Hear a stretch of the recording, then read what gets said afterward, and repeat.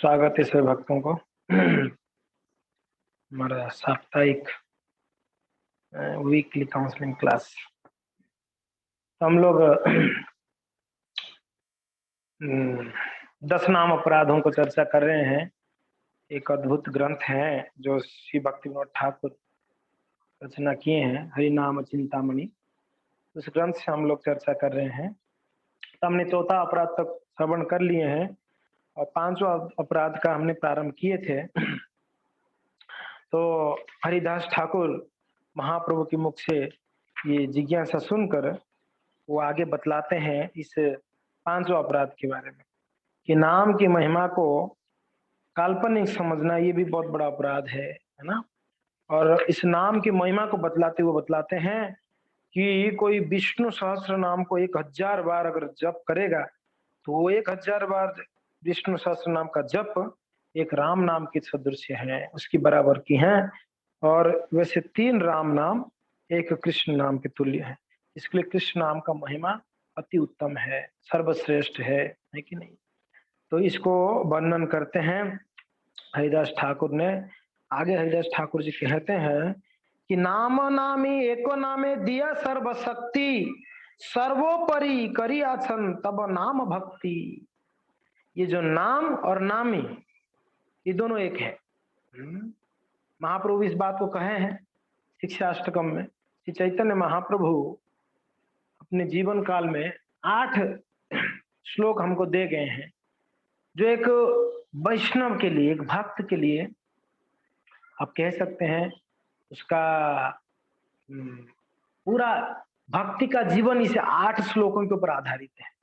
ये 8 श्लोक को कोई समझकर शिक्षाष्टकम को अपने जीवन में उतारे तो अद्भुत उसका फल प्राप्त होगी, कृष्ण प्रेम प्राप्त होगा।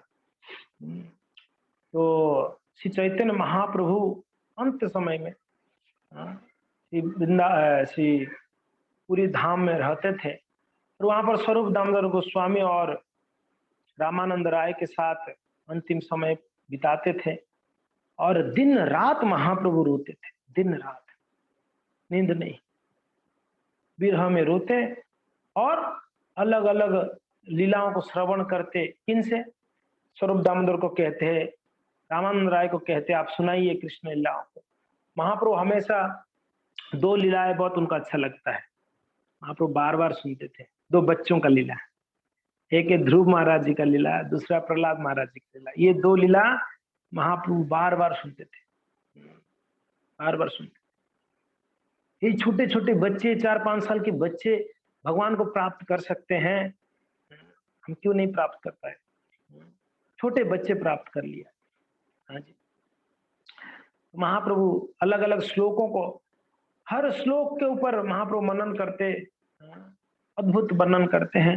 और श्री चैतन्य महाप्रभु एक दिन प्रेमावेश में, भावावेश में होकर वो दोनों को कहते हैं, स्वरूप दामोदर गोस्वामी और राय रामानंद को कहते हैं, संकीर्तन यज्ञ कैलो कृष्ण आराधना, संकीर्तन यज्ञ कैलो कृष्ण आराधना, सेई सुमेधा पाय कृष्ण चरण, सेई सुमेधा पाय कृष्ण चरण। महाप्रभु कह रहे हैं संकीर्तन यज्ञ कलौ कृष्ण आराधना। ये कलयुग में जो है ये संकीर्तन यज्ञ ही भगवान कृष्ण का आराधना है। भगवान कृष्ण को कोई प्रसन्न करना चाहता है वो नाम संकीर्तन करे। सेई तो सुमेधा, और जो नाम संकीर्तन किया वही बुद्धिमान है। सुमेधा, एक कुमेधा और एक सुमेधा। कुमेधा यानी कुबुद्धि वाला, दुष्ट बुद्धि वाला, उसको कुमेधा कहते हैं। सुमेधा यानी जिसका सुंदर बुद्धि है। तो जो संकीर्तन यज्ञ करता है वो सुमेधा है, उसका बुद्धि सुंदर सुंदर बुद्धि वाला है, और वही पाए कृष्ण चरण, वो कृष्ण का चरण को प्राप्त कर लेगा। कौन? जो भगवान का नाम संकीर्तन करता है कलयुग में। श्री चैतन्य महाप्रभु भागवत का श्लोक कहते हैं, कृष्ण वर्णम त्रिस्वा कृष्णम सांगोपांगास्त्र पार्षदम यज्ञ संकीर्तन प्रायेर यजंती ही सुमे धसः। तो कलयुग में कृष्ण वर्णम, जो कृष्ण की वर्णन करने वाले, कृष्ण के बारे में बोलने वाले, निरंतर कृष्ण के बारे में बोलने वाले, त्रिसा अकृष्णम, उनका कलर कैसा है? अकृष्ण है, काला नहीं है, श्याम कलर में नहीं आए कलयुग में, वो गोरे बन के आए। श्याम क्या बन गए? गोरे, हाँ, येलो कलर, मल्टेड गोल्डन, है कि नहीं? तो कृष्ण वर्णम, जो हमेशा, जिसकी जीवा में कृष्ण नाम हो, कृष्ण कृष्ण कृष्ण कृष्ण, हाँ, 24 आवर्स जिसकी जीवा में कृष्ण नाम हो, जो कृष्ण का वर्णन करे, त्रिसा अकृष्णम, उसका कांति कैसा है? अकृष्ण है, काले नहीं है, गोरे हैं। सांगोपांगास्त्र पार्षदम, और अपने साथ में उनकी पार्षद गण भी आए हैं, सांगोपांगास्त्र पार्षदम यज्ञ संक, और उनका पूजा कैसे होगी कलयुग में? यज्ञ संकीर्तन और प्रायर जजंती ही सुन। बुद्धिमान लोग कलयुग में वो भगवान को पूजा करेंगे संकीर्तन यज्ञ के द्वारा। किनको? जो हमेशा कृष्ण कृष्ण कृष्ण उच्चारण करके गोरे बन के आएंगे अपने संगियों के साथ। महाप्रभु इस बात को वर्णन करते हैं, नाम संकीर्तन होते सर्वनर्थनाश सर्व शुभोदय कृष्ण प्रेम और उल्लास। ये नाम संकीर्तन कैसा है? ये जो उच्चारण करता है उसका सारा अनर्थ नाश हो जाएगी, जितने अनर्थ है सारा अनर्थ नाश हो जाएगा। सर्व अनर्थ नाश सर्व शुभोदय, शुभदा। भक्ति रसामृत सिंध में रूप गोस्वामी पाद लिखते हैं शुद्ध भक्ति की लक्षणों को, गुणों को, उसमें एक कहते हैं शुभदा, ये शुभ प्रदान करने वाला है कृष्ण भक्ति, ये नाम। सर्व शुभोदय, सारे शुभ का उदय होने वाला है, सारे मंगल का उदय होने वाला है अगर जो नाम संकीर्तन करते हैं।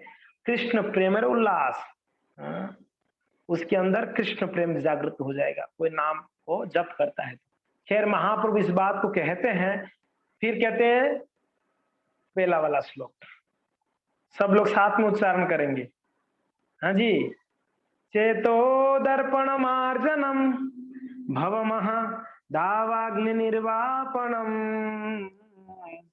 श्रेयः कैरव चंद्रिका वितरणम विद्यावधू जीवनम आनंदाम्बुदिवर्धनम प्रतिपदम पूर्णामृत स्वादनम सर्वात्म स्नपनम परम विजयते श्री कृष्ण संकीर्तनम।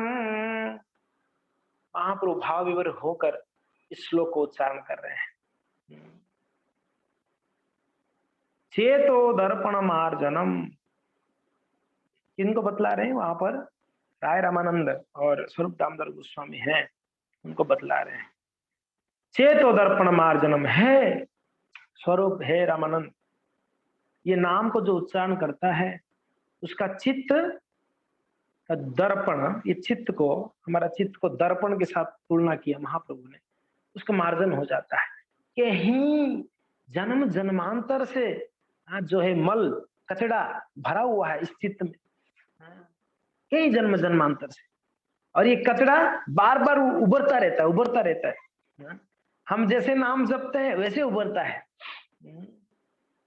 खाली बैठो, सो जाओ, सोने के बाद भी उभरता नहीं उभरता, ये सारा चीजें सोने के बाद सपने के रूप में आते हैं, स्वप्न में आते हैं, फालतू चीजें स्वप्न में। कोई अच्छा चीज का स्वप्न में आता है, बहुत रेयरली आएगा। गुरु महाराज जी कभी रेयरली आएंगे स्वप्न में, कोई प्रभुपाद जी रेयरली आएंगे, कभी कृष्ण रेयरली आएंगे अपने स्वप्न में। अपने स्वप्न में हमेशा क्या आता है? फालतू चीजें आती है।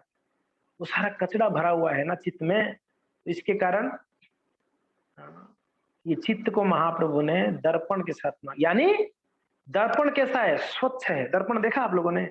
अपना मुंह देखते हो तो कितना स्वच्छ दिखता है, नहीं दिखता है? दर्पण एकदम साफ दर्पण में अगर मुंह देखोगे आप, आपका मुंह ठीक से दिखेगा। उसी दर्पण के ऊपर अगर मैल जम जाए, धूल जम जाए, कचरा जम जाए, तब अब अपने चेहरे को सही से नहीं देख पाओगे। तो प्रॉब्लम यही है, हमारे चित्त में इतने गंदगी भरे हुए हैं कि हम अपने आप को नहीं देख पाते हैं सही से। हमें अपने आप का सही जो जो हमारा स्वरूप है, जीवेर स्वरूप जो है, वो स्वरूप हमको नहीं दिखता है। मैं काला हूं, गोरा हूं, कैसे पता चलेगा? आईना देखने के बाद पता चलता है कि मैं गोरा हूं, काला हूं, है नहीं? सही बात है ना? हमारा स्वरूप हम आईना देख के पता चलता है कि मैं मेरा कलर क्या है, मैं कौन सा ड्रेस पहना हूं, मैं कैसे दिखता हूं, मेरा बाल का स्टाइल क्या है, एवरीथिंग हम देख सकते हैं आईना में। तो ये शरीर का स्वरूप हम देख, वैसे हमारा जो असली स्वरूप है जीव का, वो क्यों नहीं पता चलता है? क्योंकि ना हमारा आईना ही गंदे हैं, उसमें हम देखते हैं तो हमारा आईना गंदा, आईना में देखोगे तो अच्छे से दिखता नहीं, हम अपने आप को सोच लेते मैं बहुत सुंदर हूं, दिखता तो नहीं है। कारण यही है, हमारे हृदय में कचरा भरा हुआ है। महाप्रभु उसको दर्पण के साथ तुलना किए हैं, चेतो दर्पण मार्जनम। ये दर्पण को मार्जन करना जरूरी है, इस आईना को साफ करना जरूरी है। और वो साफ कैसे होगा? श्री कृष्ण संकीर्तनम, भगवान नाम का कीर्तन करें, जप करें, उससे हमारा हृदय का मैल जो है धीरे धीरे साफ होगा। भव महा, एक ही चीज होता है, सिर्फ हृदय का गंदगी साफ हो जाती है? कहते इतना ही नहीं, हमारे हृदय में गंदगी है, इसके लिए हम क्या करते हैं? हम अपना स्वरूप को भूल कर, हम झूठे स्वरूप को अपने आप को मान कर हम क्या करते हैं? भौतिक संसार में मजे रहते हैं, पड़े रहते हैं। और इसके कारण भव महादावाग्नि निर्वापणम, हम अपना स्वरूप को भूल गए, इसलिए यहाँ गिरे, अपना स्थान से गिर गए हैं। समझ में आ रहा है? हमारा स्थान कहाँ है? भगवत धाम है, वहां से गिरे हम। क्यों गिरे? हमारा स्वरूप ही भूल गए। हमारा स्वरूप है भगवान का सेवा करने का, मगर हम सोच लिए कि मैं तो भोगता हूं। भगवान भोक्ता राम यज्ञ तपसम है, मगर हम अपने आप को भोक्ता जब माने यहाँ गिरे। यहाँ गिरने के बाद क्या स्थिति हुई? भव महादावाग्नि, अग्नि में गिर गए। ऐसा जगह में गिरे, ऐसा कुआं है जिस कुएं में आग लगा दिया गया होगा, चारों तरफ आगे वहां पर डाल दिया गया हो, क्या स्थिति होगी? तड़पेंगे वहां पर। हमने देखा कहीं कहीं जगह में मछली फ्राई करते हुए, हाय हाय, पूरा गर्म तेल में मछली डाल देगा, और मछली को आनंद आता होगा, कितना आनंद आता हो। ऐसा स्थिति हम लोग भी तड़पड़ा रहे, और मछली थोड़ा तड़पड़ाएगा। मैंने तो किसी ने एक वीडियो भेजा था, वो जिंदा मछली को, उस महंगा है, जिंदा मछली को फ्राई करके देना वो महंगा है, जिंदा होगा खाएंगे उसको चाइना में। आप बताइए कितना बड़ा पाप है, जिंदा मछली। वो बोलते हैं कि ये शेफ जो है बनाने वाला कितना कलाकारी है, मछली जिंदा है, इसको फ्राई कर दिया, अभी भी जिंदा है, मुंह खोल रहा है, तड़पता है। तो ऐसा स्थिति हम लोगों का भी, हम लोग जिंदा है, तड़प रहे हैं। हम लोग हैं जिंदे मगर तड़प रहे हैं हर तरीके से। भव महादावाग्नि, और इसका निर्वापणम कैसे होगा? श्री कृष्ण संकीर्तनम। पहला महाप्रभु कहते हैं चेतो दर्पण मार्जनम श्री कृष्ण संकीर्तनम, भव महादावाग्नि निर्वापणम श्री कृष्ण संकीर्तनम। ये संकीर्तन से ही, नाम जप से ही चित्त का भी मार्जन होगा, और ये जो संसार का आग लगा हुआ है वो शांत हो सकता है। दो महाप्रभु बतलाए। तीसरा, श्रेय कैरव चंद्रिका वितरणम। क्या? कैरव चंद्रिका वितरणम। क्या दिखता? जो चांदनी रात होता है ना, कितना ठंडक होती है, होती नहीं होती है? एकदम फर्स्ट क्लास ठंडक होती है। और वो ऐसा ठंडक नहीं कि कष्ट देने वाला ठंडक है, कष्ट देने वाला ठंडक नहीं है, वो अपने को आनंद सुख देने वाला ये है, ठंडक है। तो जो चंद्रमा का रात है, चांदनी रात है, वो क्या होता है? दिन में इतना तप्त रहता है, जैसे रात्रि होती चंद्रमा आता है, वैसे ही सारा गर्मी खत्म, सबको ठंडक मिलता नहीं मिलता है?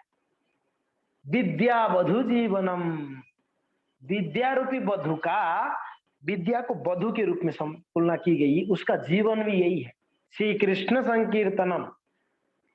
इतना ही है बस। महाप्रभु बोलते ना, आनंदम बुद्धिवर्धनम, और ये साथ साथ में आनंद को बढ़ाने वाला है। बुद्धिवर्धनम कितना एक बार बढ़ जाएगा बस? ना ना ना, जितना जप करते रहोगे उतना बढ़ता रहेगा। प्रतिपदम पूर्णामृत स्वादनम। समझ में आ रहा है ना आप लोग क्या कह रहे हैं? पूर्णामृत का आस्वादन कराने वाला है ये संकीर्तन। पूर्णामृत क्या, आधा अमृत भी होता है क्या? कृष्ण प्रेम ये पूर्णामृत है। कृष्ण प्रेम पूर्णामृत है। कृष्ण भक्ति में जो आनंद है पूर्णामृत है। और ये पूर्णामृत का आस्वादन करा सकता है श्री कृष्ण संकीर्तनम सर्वात्मा स्नपनम परम विजयते। ये सबको शीतलता प्रदान करने और मनुष्य को प्रति पग पग पर अमृत का आस्वादन कराने वाला समर्थ है। सर्वात्म स्नपनम परम विजयते श्री कृष्ण संकीर्तन। खैर इस श्लोक का तो वैसे हमारे आचार्य ने खूब खूब खूब खूब टिप्पणी दिए हैं, पर हमारा विषय चर्चा का विषय है नहीं है।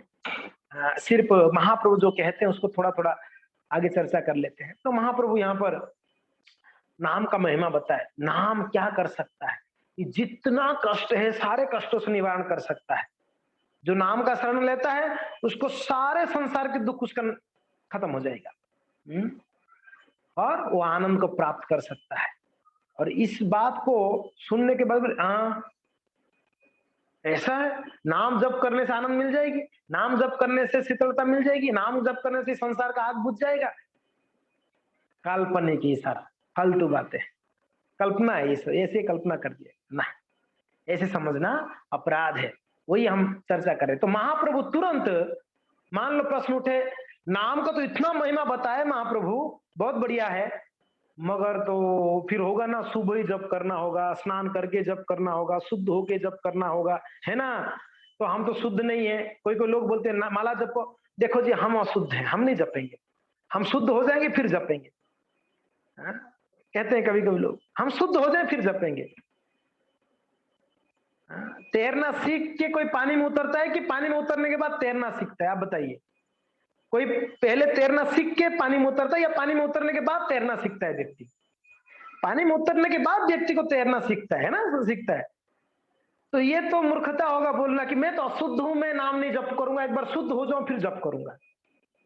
अरे बाबा, नाम जपने से ही शुद्धिकरण होगी, नाम जप करने से ही शुद्धता आने वाली है कि नहीं है? तो महाप्रभु मान लो महाप्रभु बोले कि ये शुद्ध करने वाला है, तो कि इसका कोई नियम है? महाप्रभु तुरंत उसके बाद एक श्लोक कहते हैं कि नियम क्या है? नियम कुछ भी नहीं है। नाम नामकारी बहुधा, साथ में बोलेंगे, नाम नामकारी बहुधा निज सर्वशक्ति तत्रार्पिता नियमिता स्मरणेन कालः एतादृशी तव कृपा भगवन्नमापि दुर्दैवमीदृशमिह जनिनानुरागः। महाप्रभु सुंदर महिमा कहते हैं नाम का। और ये जो श्लोक हरिदास ठाकुर जी कहे हैं बस वही है। नाम नामकारी, नाम में और नामी में कोई अंतर नहीं है। और ये जो नामी यानी कृष्ण जिनका ये नाम है, वो क्या किए हैं? कृष्ण अपने नाम में, नामी अपने नाम में निज सर्वशक्ति, सारा शक्ति डाल दिए हैं। कृष्ण ने अपने नाम में सारा शक्ति डाल दिए है। समझ में आ रहा है? कोई बैठ के बोलेगा पानी पानी पानी पानी पानी पानी, पानी आएगा, पानी मिलेगा, पानी पानी जपेगा तो प्यास बुझ जाएगा। कोई बैठ के रसगुल्ला रसगुल्ला रसगुल्ला रसगुल्ला रसगुल्ला रसगुल्ला, उसको रसगुल्ला आएगा उसको मुंह में? नहीं आने वाला है। इस संसार में कोई भी चीज को आप अगर रिपीट करोगे बैठ के तो वो नहीं मिलने वाला है, स्वयं से जाके आपको लेना पड़ेगा, मुंह में डालना पड़ेगा खाने के लिए। मगर नाम ऐसा नहीं है। नाम यहाँ पर कृष्ण कृष्ण कृष्ण बोलो, कृष्ण आ जाएंगे। ये नाम का अद्भुत महिमा है, ये अद्भुत महिमा है। पानी में, ये जो पानी है ना, ग्लास में पानी लो और जो पानी बोलना, ये दोनों में अंतर है। समझ में अंतर है कि नहीं है? आप पानी पानी पानी बोलोगे तो आपके मुंह में पानी आने वाला नहीं है। मगर यहाँ कृष्ण और कृष्ण नाम में कोई अंतर नहीं है, दोनों सेम है। कृष्ण कृष्ण कृष्ण कृष्ण बोलोगे तो कृष्ण जी हमें आगे नाचने के लिए। ये अद्भुतता है इसका, ये दिव्यता है। इसलिए नाम नामकारी बहुधा निज सर्वशक्ति, तो भगवान ने अपने नाम में सारे शक्ति डाल दिए हैं और साथ साथ में भगवान महाप्रभु कहते हैं तत्रार्पिता नियमित स्मरण न काल। दूसरी बात यह है, इसको जप करने के लिए, स्मरण करने के लिए कोई नियम और काल स्थान कोई निर्धारित नहीं की गई। कभी भी जपो, कैसे भी जपो, किसी भी अवस्था में जप कर सकते। तत्रार्पिता नियमिता, कोई नियम नहीं है उसको जपने के लिए। स्मरणे न काल, कोई समय भी नहीं है, कभी भी जप कर सकते हो। एतादृशी तव कृपा भगवन नमापि, ये कृपा किसका है? हे भगवान, ये तो आपका कृपा है। आपने अपने नाम में सारा शक्ति डालने के बाद भी कोई नियम नहीं रखा है हमारे लिए। अगर भगवान नियम लगा देते, सुबह ब्रह्म मुहूर्त में ही जपोगे तो फल मिलेगा, नहीं तो नहीं, व्यर्थ है नाम जपना। तो कितना हम लोग, हमारे में से कितने लोग होते जो हमको ये नाम में रुचि आ जाता है, नाम जप कर पाते। चलो आज हमने श्रवण करते करते नाम की महिमा, ब्रह्म मुहूर्त का महिमा, मंगला का महिमा, तो हम प्रयास कर रहे हैं सुबह उठने के लिए। नहीं तो निरुत्साहित पहले ही हो जाएगा व्यक्ति। किसको अगर बोलोगे देखो भाई सुबह 4:30 से 5:30 बजे तक जप होना चाहिए, नहीं तो जप बेकार है, कोई नहीं, कोई व्यक्ति नहीं आएगा। अब पहले किसी को आया, उसी के सुबह 4 4:30 आना पड़ेगा मंगला आरती तेरे को, नहीं तो भक्ति नहीं हो सकती, वो कभी नहीं आ सकता है ना। बताइए कितना दया है ठाकुर जी का, कितना कृपा हमारे ऊपर। महाप्रभु ने कह दिए कि तत्रार्पिता नियमिता स्मरणे न काल, कोई नियम, कोई स्थान, कोई समय नहीं है, कभी भी जपो। ऐसे सुनते ही कितना मन में उत्साह आता है ना, अरे कोई नियम नहीं तो मैं तो जप कर ही सकता हूँ, मैं तो कर सकता हूँ, पता नहीं दूसरा कर, मैं तो कर ही सकता, क्योंकि ना कोई नियम नहीं बताया गया है। शुद्ध अशुद्ध गीता पढ़ी, गुरु आज्ञा मानी है। वो ब्राह्मण ने ये नहीं देखा मैं शुद्ध हूं कि अशुद्ध हूं, कि ज्ञानी हूं कि मूर्ख हूं, गुरु ने बोला है बस गीता पढ़ना, गीता पढ़ा। वैसे ही हमको साधु शास्त्र गुरु बोलते हैं नाम जपो, बिना विचार करके नाम जपना है, टेंशन नहीं लेना। जरूर है ब्रह्म मुहूर्त का जप का फल तो हम लोग को अनुभव हो ही गया है, उसमें जो टेस्ट है, उसमें जो सबको अनुभव हो ही जाता है। सुबह में जो जप होता है वो दिन भर में वो जप नहीं होती, ये तो हमको अनुभव है। पर कभी भी जब उसका महिमा उतना ही है। हम अपना मन एकाग्र करने के लिए हम सुबह उठ के जप करते हैं, क्योंकि हमारा मन इतना डिस्टर्ब है। बाकी इस फल आप दोपहर को भी जपोगे तो भी उतना ही फल मिलने वाला है। हमारा मन नहीं लगता, ये प्रॉब्लम है, ये अलग बात है। बाकी नाम में कोई ऐसा कमी नहीं है कि दोपहर को जपोगे तो कम फल मिलेगा, सुबह जपोगे तो ज्यादा फल ना। नाम अपने आप में पूर्ण है, सिर्फ हमारा मन नहीं लगता, डिस्टर्ब होता है, इसलिए हम सुबह जपते हैं, ये बात है। तो भगवान महाप्रभु कहते हैं एतादृशी तब कृपा, है भगवान ये आपका कृपा ही है कि इतना शक्ति, आपका पूर्ण शक्ति होने पर भी नाम में फिर भी आपने कोई नियम नहीं लगाया हमारे लिए। मगर दुर्भाग्य मेरा यही है, दुर्दयी बमी दृशनिहा जनिना अनुराग, ऐसे अद्भुत अमृतमय नाम में मेरा कोई अनुराग नहीं है, मेरा कोई रुचि नहीं है, ये मेरा दुर्भाग्य ही है। और क्या हो सकता है, ये मेरा दुर्भाग्य है। सब दे सकता है नाम, क्या नहीं दे सकता है? सब कुछ दे सकता है।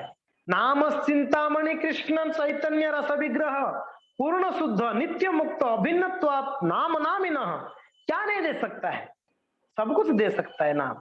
फिर भी इस नाम में मेरा तनिक भी अनुराग नहीं है, एक कण भी अनुराग नहीं है, रुचि नहीं है, ये मेरा दुर्भाग्य है भगवान।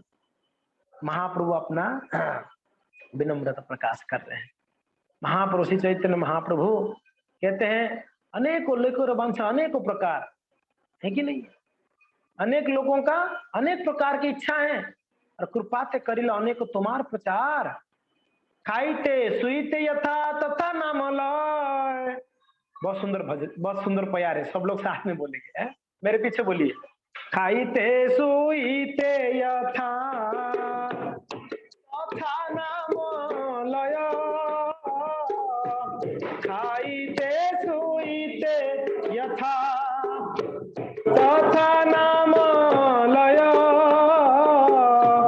काल देश नियम नहीं सर्व सिद्धि है,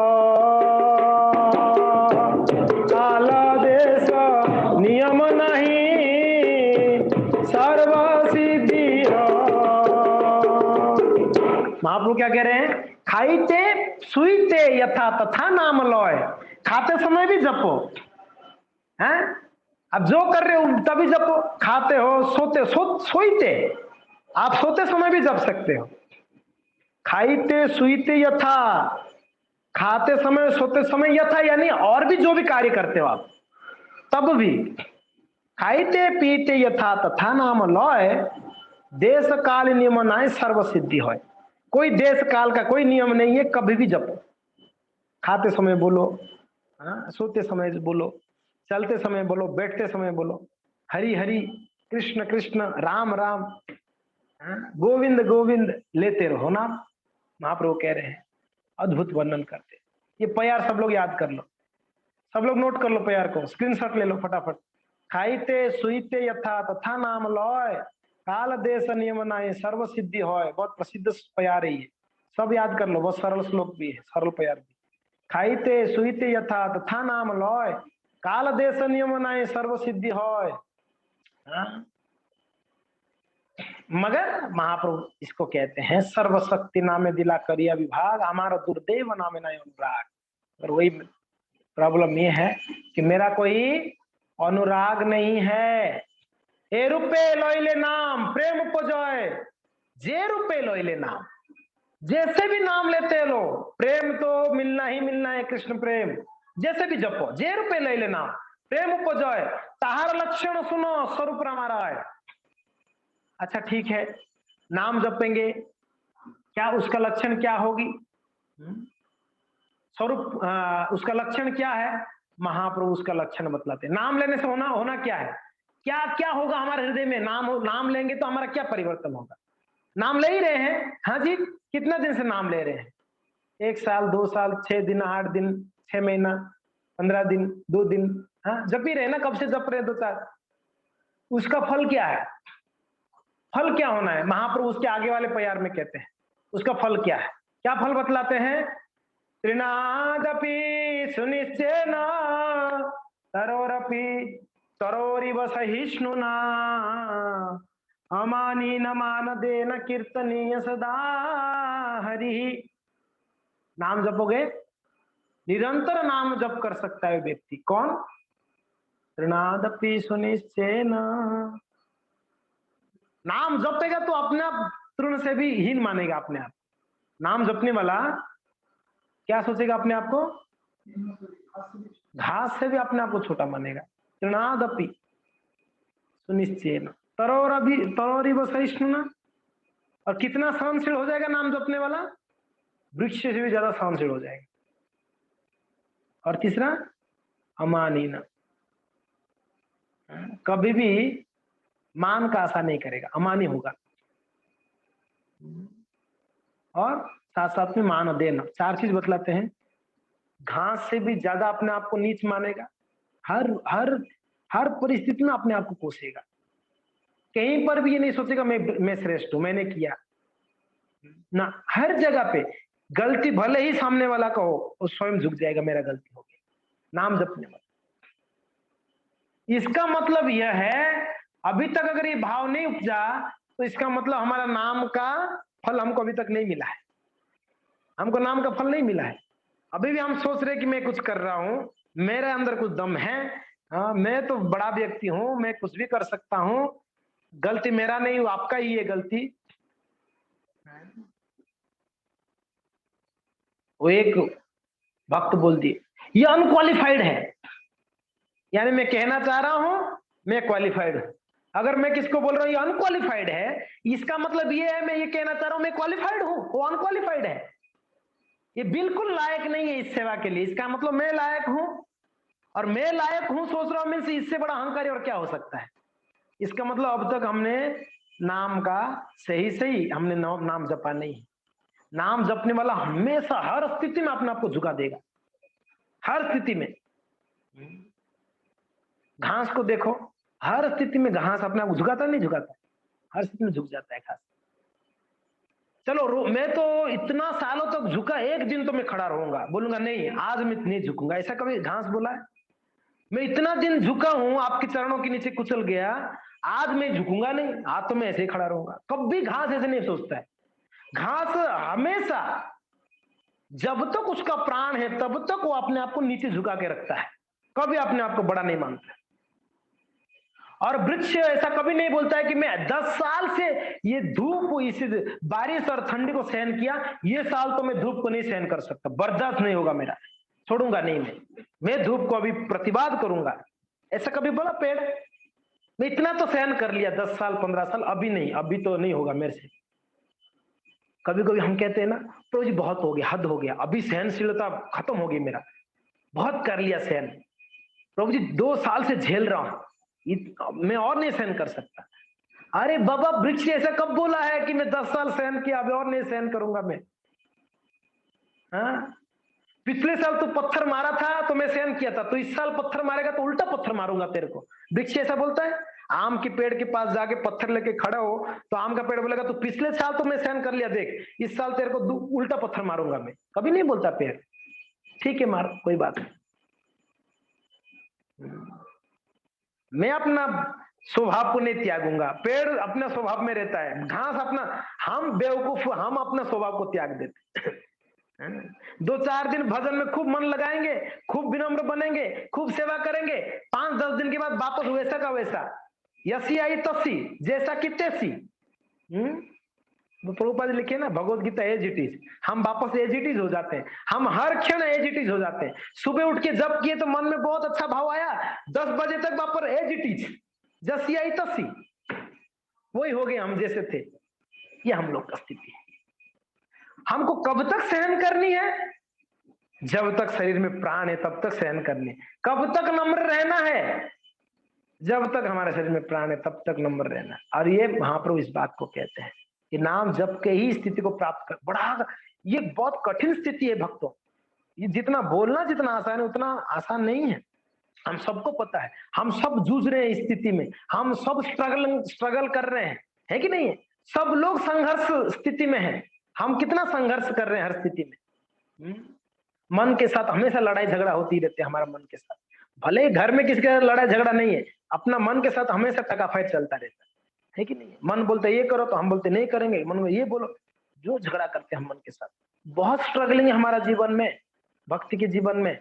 और ये स्ट्रगलिंग एक अच्छा फल देगा, मिठास मिलेगी। जो स्ट्रगल करता है ना वो आगे जाके अच्छा फल प्राप्त करता है। तो सहन करो, कितना सहन करनी है करते रहो। मुझे हमेशा मेरे साथ ऐसे ही हो रहा है, कोई बात नहीं, होने दो, हमेशा होने दो, कम से कम हमेशा तो हो रहा है, मेरे साथ तो हो रहा है कम से कम। जितना हमारा निंदा होती है, जितना हमारा अपमान होती है, उतना हमारा सहनशीलता बढ़ती है। देखो, जिस व्यक्ति को हमेशा प्रशंसा मिलेगा वो सहनशीलता कहां रहेगी उसके अंदर? प्रशंसा मिलने वाला व्यक्ति का अहंकार 100% बढ़ेगा। सही बात है? हम वो स्थिति में नहीं है, प्रशंसा सुनने के बाद ठीक है ये सब प्रभुपाद जी की कृपा है, ये तो भगवान की कृपा, सब ट्रांसफर कर लेते हैं।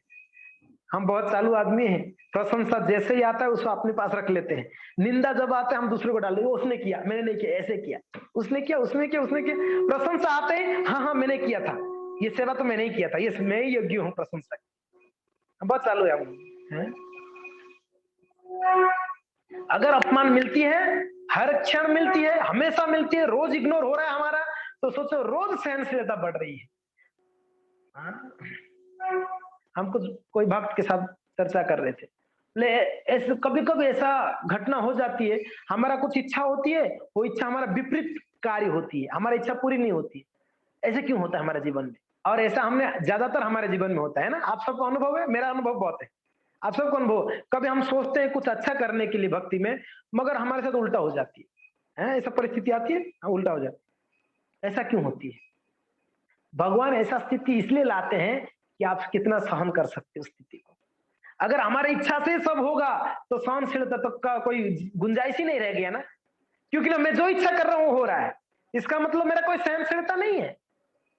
सहनशीलता तब पता चलेगी जब हमको परीक्षा होगी, परीक्षा में हम पास हो जाएंगे, सहन करेंगे।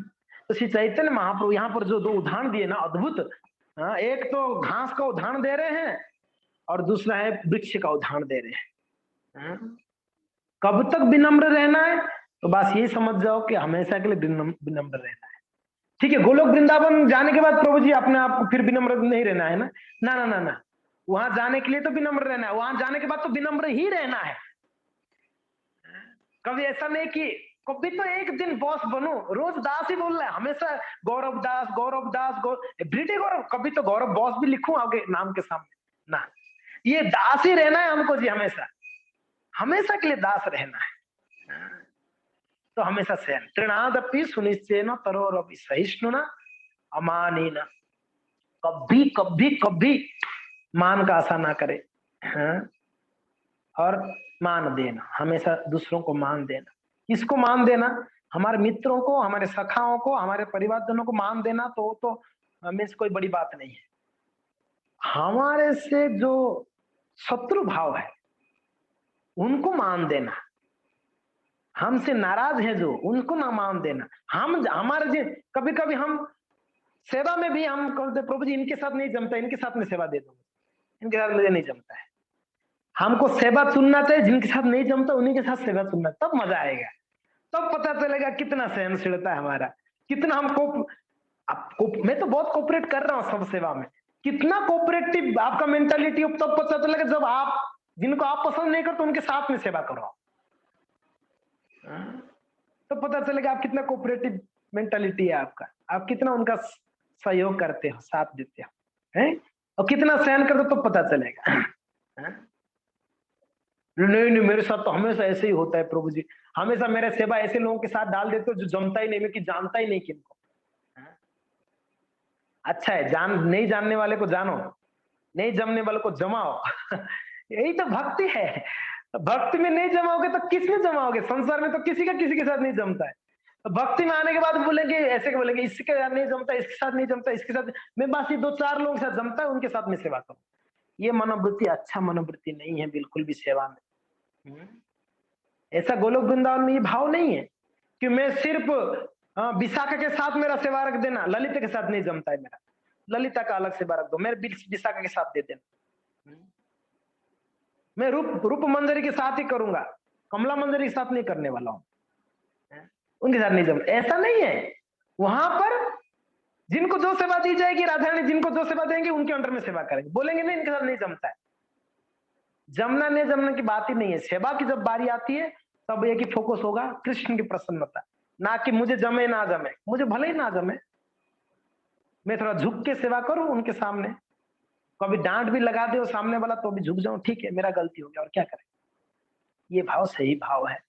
तो खैर जो भी है, श्री चैतन्य महाप्रभु नाम जपने का फल बतलाते हैं, क्या उसका फल है, क्या लक्षण है? तृणादपि सुनिश्चिन्न, तृण से भी ज्यादा अपने आप को निम्न मानेगा भक्त, और इतना सहनशील हो जाएगा, हर परिस्थिति में सहन करेगा, दुख नहीं आएगा ऐसी बात नहीं है। बार बार इस बात को समझाया जाता है भक्तों को कि भक्ति करने से दुख मिट जाएगा, ये बिल्कुल भी ये सोचना गलत है। दुख नहीं मिटेगा, दुख को सामना करने का शक्ति मिल जाएगी, दुख को झेलने का सहन शक्ति बढ़ जाएगी। दुख आएगी, हो सकता है पहले जितना दुख आता तो उससे 10 गुना ज्यादा दुख आएगा भक्ति करने के बाद, ऐसा मत सोचो भक्ति करने के बाद दुख नहीं आएगा, पर हाँ उस स्थितियों में हम अपने आप को संभाल लेते हैं, कितना सहन कर लेते हैं, वही बड़ी बात। तो सहनशीलता बढ़ जाएगी, 100% बढ़ जाती है सहनशीलता भक्तों का। तो सबको मान देना है, मान का आशा नहीं का। महाप्रभु इस बात को कहते हैं कि तृण से भी अधिक अपने आप को नीच मानकर, ये नाम का ही प्रभाव, और क्या ये नाम का ही प्रभाव। तो इस प्रकार से ये चैतन्य महाप्रभु आगे और भी 7 श्लोक कहते हैं, फिर इतना उसका नाम जपते जपते उसका मनोभाव इतना सुंदर मनोभाव हो जाता है, जो व्यक्ति चाहिए चाहिए करके आया था बाद में वो नहीं चाहिए बोलेगा। संसार में बच्चा जन्म लेते उनको क्या सिखाया जाता है? तेरे को चाहिए, क्या सिखाया जाता है? तेरे को ये मिलेगा, तेरे को वो मिलेगा, तू अच्छा पढ़ाई कर तो तेरे को ऐसे जॉब मिलेगा, तू अच्छा अगर पर्सनल डेवलपमेंट करेगा तो अच्छा लड़की मिलेगा, अच्छा घर बना सकता है, मिलेगा मिलेगा, चाहिए चाहिए, संसार में तो चाहिए चाहिए चाहिए। भक्ति में जैसे आया नाम जप किया तो तुरंत नहीं चाहिए। महाप्रभु कहते ना धनम ना जनम ना सुंदरीम कवितांबा जगदीश कामये मम जन्मनि जन्मनीश्वरे भवताद भक्ति रहे तो की त्वयि। चैतन्य महाप्रभु क्या कह रहे हैं? ना धनम, नाम जपने करने वाला भक्त व्यक्ति क्या बोलेगा? मुझे धन का कोई इच्छा नहीं। ना जन्म, मुझे कोई जन्म भी नहीं चाहिए। ना सुंदर है, कोई सुंदर ही नहीं है। कविताम्बा, कोई सुंदर कविता भी नहीं चाहिए। ना जगदीश काम है, मेरा कोई कामना नहीं है प्रभु। एक ही कामना हो जाएगी नाम जप करने वाले का, क्या है? मम जन्मनि जन्मनीश्वरे भवताद भक्ति रहे तो कित्वई। एक ही इच्छा है मेरा, बस एक ही कामना है। वो कौन सा कामना है? जन्म जन्मांतर आपके अहेतु की भक्ति करते रहो। अहेतु की भक्ति, कोई हेतु नहीं है। मैं नाम जप कर रहा हूं तो मुझे ये मिलना चाहिए, कोई हेतु नहीं, कुछ नहीं चाहिए, बस आपकी प्रसन्नता ही मेरा प्रसन्नता है जी। आपकी प्रसन्नता ही मेरा प्रसन्नता। जब लक्ष्मण जी आए गया, मैं बतलाता हूँ। लक्ष्मण जी जहां पर चित्रकूट में पहुंचे, भगवान रामचंद्र, राम लक्ष्मण और माता सीता, पहुंचने के बाद भगवान रामचंद्र कहे, ये लक्ष्मण कि अच्छा जगह देखो और हमारा रहने का व्यवस्था करो। भगवान ने, रामचंद्र ने लक्ष्मण जी को कहे। लक्ष्मण बोले कि जगह डिसाइड आप करो, करना क्या है मुझे आदेश दो। क्या बोले? भगवान राम बोले कि लक्ष्मण अच्छा जगह चुन लो और रहने का व्यवस्था करो। लक्ष्मण जी क्या बोले? डिसाइड करो आपको कहां पर क्या बनाना है, मुझे ऑर्डर दो, बस मैं रेडी हूं सेवा के। मैं नहीं चुनू, मैं कैसे चुनूंगा?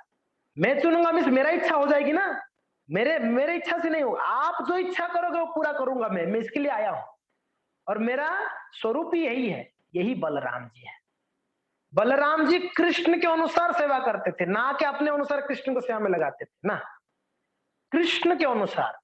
लक्ष्मण जी कहते हैं भगवान आपका जो इच्छा है, आप जो ऑर्डर करोगे वो मैं करूंगा, मेरा और कोई कामना नहीं है। एक ही कामना है, आपका इच्छा पूरा करने का मेरा।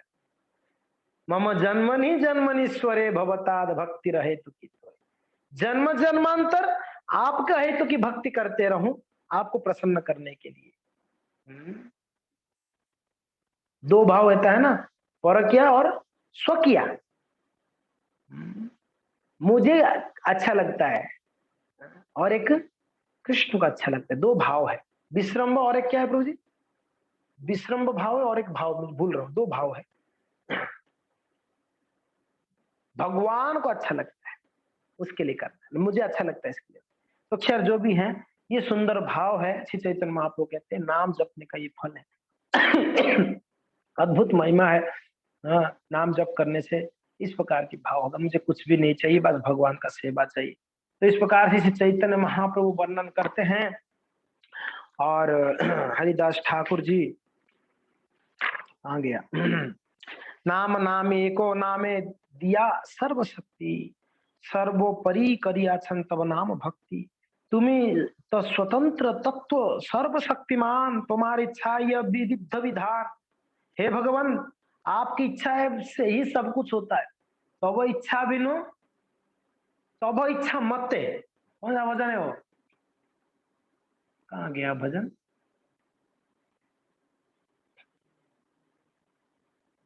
वैष्णव भजन। तुम ही सर्व सर्वेश्वर ब्रजेंद्र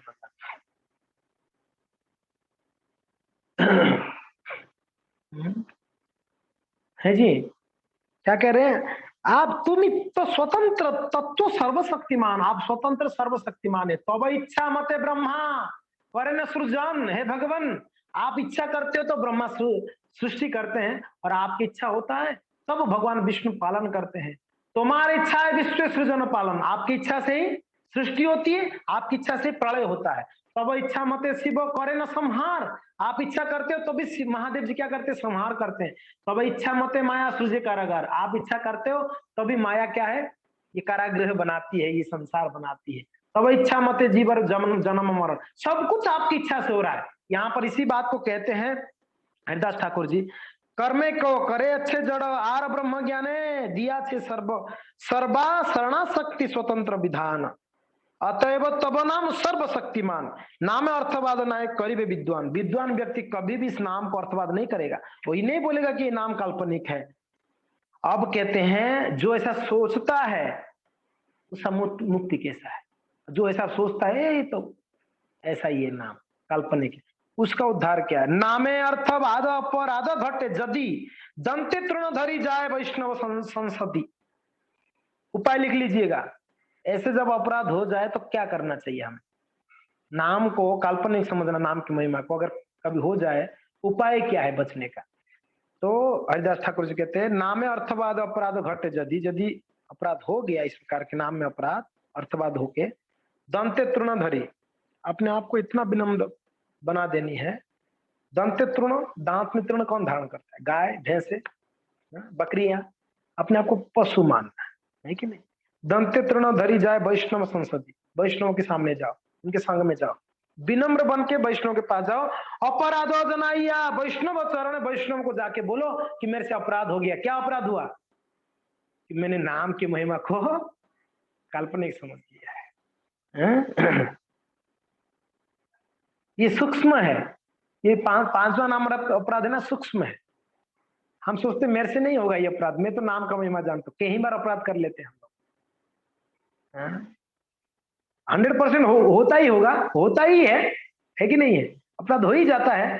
कभी कभी सोचते ओह ये नाम में इतना शक्ति है क्या? मुझे नहीं लगता यार, 10 साल से जब कुछ नहीं हो रहा है, क्या ये नाम में इतना कहां से शक्ति आ गई? कभी कभी मन में आ जाती है। तो ये अपराध है, एक प्रकार से नाम अपराध है। तो अपराधो जनाइया वैष्णव चरण, क्षमा मांगी काकुति करिया रज्जु मने। क्या करिए? शुद्ध अंतकरण से हृदय से क्षमा याचना करे। किनको? नाम में अपराध होगा तो वैष्णव को जाके क्षमा मांगनी। समझ में आ रहा है? नामेर महिमा ज्ञाता भागवत जन। प्रश्न उठता है क्यों वैष्णव के साथ पास में जाके क्यों क्षमा मांग ले? नाम को एक क्षमा मांग ले, भगवान का नाम है, भगवान को क्षमा मांग ले। बोले ना ना, नामेर महिमा ज्ञाता भागवत जन। नाम का महिमा जानने वाला तो भागवत जन ही है, भक्त जन ही है। क्षमा करी कृपा करी दिया आलिंगन, इसलिए क्षमा करो, मुझे कृपा करो करके आलिंगन मांगने हैं। आलिंगन कर लेंगे, वो आलिंगन कर लेंगे वैष्णव। नामे अर्थवादार कल्पन मनन कभु नाई हबे चित्ते माया विवंडन। अर्थवादकारी सह हईले संभाषण सचेले जाह्नवी जले करीब मर्जन। क्या बोल रहे हैं? अगर ऐसा कभी हो जाए तो जाह्नवी जले करीब मर्जन, गंगा में डुबकी लगानी है। पहला क्या बोले? वैष्णव की चरणों में क्षमा मांगनी, उनकी चरण रज लेनी है। दूसरा बोल रहे जाह्नवी जले करीब मर्जन, गंगा में जाकर डुबकी लगानी। दूसरा उपाय बतलाते हैं, समझ में आ रहा है? कृष्ण प्रिया वंशी कृपा भरसा यहार, हरि नाम चिंतामणि आर अलंकार। तो इस प्रकार से यहाँ पर हरिदास ठाकुर कहते हैं कि ऐसा अपराध जब हो जाती है तो हमें जाकर वैष्णव के चरणों में माफी मांगे और गंगा मैया में हमको डुबकी लगाए आचमन कर, तो हमारी अपराध से हम मुक्त पा लेंगे। ठीक है जी, समझ में आया? पांचवा नाम अपराध। हरे कृष्ण, धन्यवाद।